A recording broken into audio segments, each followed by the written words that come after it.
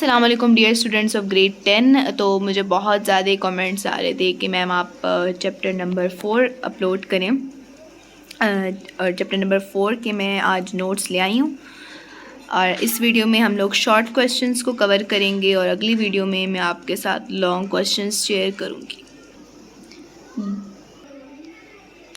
तो पहला हमारे पास शॉर्ट क्वेश्चन है, differentiate between if and if else selection structures. तो जब भी आपके पास डिफरेंस आए तो आप लोगों ने इस तरह लिखना है। एक यहाँ पे आपने इफ़ स्टेटमेंट लिख देनी है, यहाँ पे इफ़ एल्स स्टेटमेंट लिख देना है और दरमियान में एक लाइन लगाने हैं और पॉइंट्स लिखने हैं।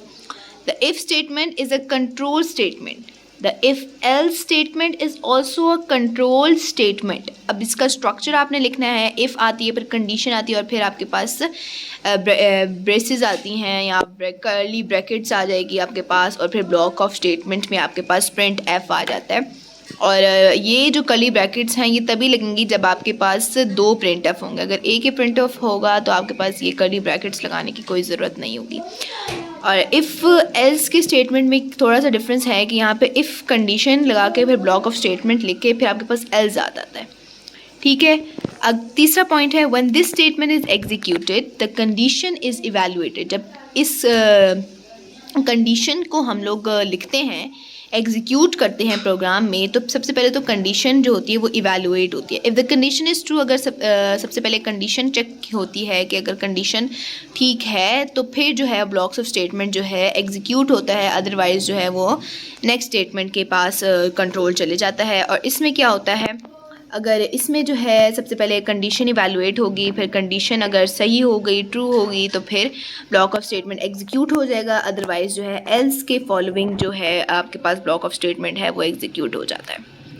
ठीक हो गया। फिर एग्जांपल आप लोगों ने लिख देनी है, इंक्लूड stdio, फिर इंक्लूड conio.h और फिर void main void और फिर int marks। आप कोई भी एग्जांपल दे दें।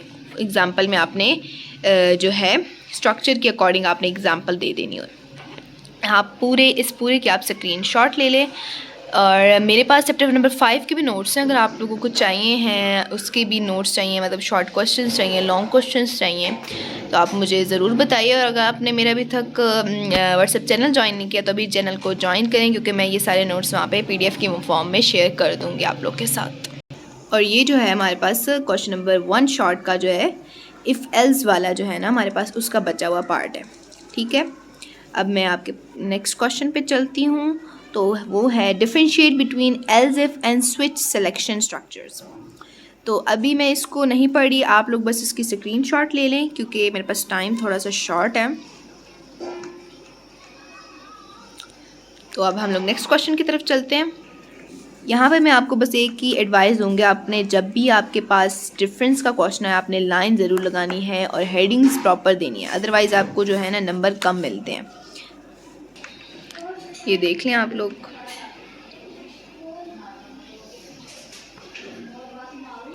तो मैं आपको एक और बात बताना चाह रही हूँ कि अगर आपके पास ये क्वेश्चन जो है शॉर्ट में आएगा तो आपने सिर्फ 3 पॉइंट लिखने हैं और एग्जाम्पल देने की कोई ज़रूरत नहीं, क्योंकि एग्जाम्पल इसकी बहुत लॉन्ग है। अगर ये लॉन्ग में आएगा तो आपने एग्जाम्पल जो है मस्ट देनी है, लेकिन अगर शॉर्ट में आएगा तो आपके पास 3 पॉइंट्स जो हैं इनफ है।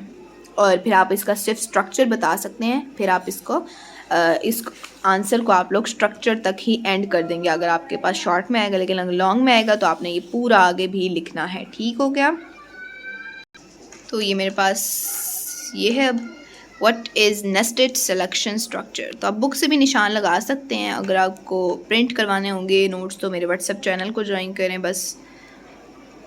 अच्छा जी, अगर आपके पास ये शॉर्ट में आएगा ना तो आपने नेस्टेड सिलेक्शन स्ट्रक्चर की एग्जांपल लिख देनी है और उसके बाद आप लोग इसका स्ट्रक्चर लिख दें या फिर एग्जांपल यही वाली उतार के लिख दें। अब ये देखें इसकी लेंथ बहुत ज़्यादा, तो आपके ये शॉर्ट में इतनी लाइंस होती नहीं है कि आपका ये पूरा है। तो आपने क्या करना है, आधा एक लाइन लगा लेनी है और आधा पार्ट इधर कर लेना, आधा पार्ट इधर कर लेना एग्जांपल का, ताकि जो है ना आपका सवाल जो है ना कंप्लीट हो जाए स्पेस में। अब क्वेश्चन नंबर 2 का पार्ट 4 है, right the following statement using if else statement. अब इफ़ एल्स का इस्तेमाल करके आपने इस स्टेटमेंट को लिखना है। तो आपने इफ़ लिख दिया, फिर प्रिंट एफ, फिर एल्स लिख के आपके पास ये आ गया। तो ये इस तरीके से लिखना है। ठीक हो गया। आई होप कि आपको इसकी समझ आ गई होगी। अब अगला करते हैं क्वेश्चन नंबर 2 का part 5। Right the following statement using conditional operator. तो कंडीशनल ऑपरेटर का क्या स्ट्रक्चर होता है कि सबसे पहले आपके पास कंडीशन आती है, फिर एक्सप्रेशन 1 आता है, फिर कॉलन आता है और फिर एक्सप्रेशन 2 आता है और यहाँ पे आपके पास सेमी कॉलन भी आएगा। ठीक हो गया। यह आपके पास ये पूरी है जिसको आपने तब्दील करना है कंडीशनल ऑपरेटर में आपने लिखना है। ठीक हो गया। तो ये कंडीशन आ गई, कंडीशन के बाद क्वेश्चन मार्क आ जाएगा, फिर ये आपने लिखना है, फिर आपके और यहाँ पे आपके पास सेमी कॉलन आ जाएगा। ठीक हो गया। What will be the output of the following code, what will be the output of the following code, ये और फिर आपके पास एक्सटेंसिव क्वेश्चन आ जाएंगे। ये क्वेश्चन नंबर 2 का पार्ट नंबर 6 और 7 में आपको अभी बता देती हूँ। तो इन क्वेश्चंस का आंसर्स जो है मैं आप लोगों के साथ कम्युनिटी ग्रुप में शेयर कर दूंगी, तो वहाँ पे जाके आप लोगों ने चेक कर लेना है।